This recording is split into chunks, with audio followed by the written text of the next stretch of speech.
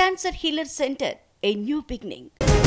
నేడు పశ్చిమ గోదావరి జిల్లాకు పవన్ పేషి అధికారులు మొగల్తూరు పెనుగొండలో గ్రామ సభలు అభివృద్ధిపై సలహాల స్వీకరణ వంశీ బెయిల్ పిటిషన్ నేడు తీర్పు వెల్లడించనున్న కోర్టు సత్యవర్ధన్ కిడ్నాప్ కేసు వ్యవహారం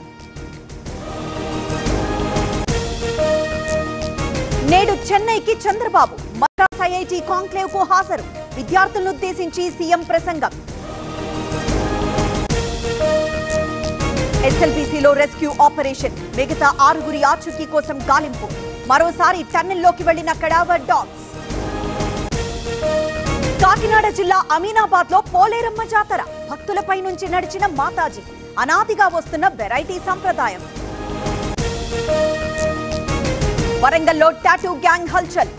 విద్యారణ్యపురిలో ఓ ఇంట్లో చోరీకి యత్నం సీసీ ఫుటేజ్ ఆధారంగా పోలీసుల గాలింపు పేలిన గ్యాస్ సిలిండర్ 2 తాటాకుల ఇళ్లు దగ్ధం కాకినాడ జిల్లా ఒమ్మంగిలో ఘటన ఆకతాయిల ఆట కట్టించిన పోలీసులు రాజేంద్రనగర్ లో అర్ధరాత్రి తనిఖీలు బైక్ పై స్టంట్స్ చేస్తున్న యువకుల అరెస్ట్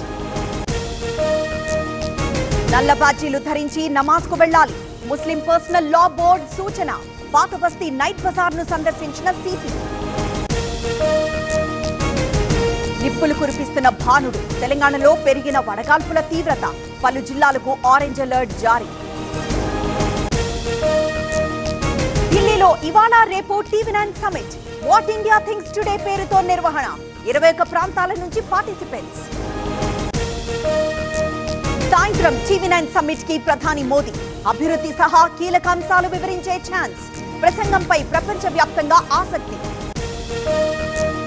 నేడు జస్టిస్ వర్మ అంశంపై సుప్రీంలో విచారణ ఎఫ్ఐఆర్ నమోదు చేయాలని ఇప్పటికే పిటిషన్ ఇవాళ ఎంక్వైరీ కమిటీ ముందుకు జస్టిస్ వర్మ బెంగళూరులో దారుణం సూట్ కేసులో మహిళ డెడ్ బాడీ భార్యను ముక్కలు ముక్కలుగా నరికిన భర్త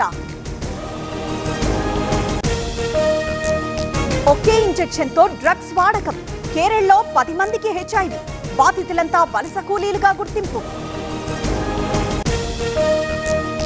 శ్రీనగర్ లో ఈదురుగాలులు నేల కొరిగిన భారీ చెట్లు పలు చోట్ల ధ్వంసమైన వాహనాలు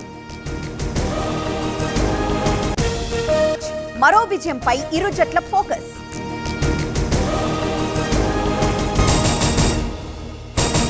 Cancer Healer Center, a new beginning.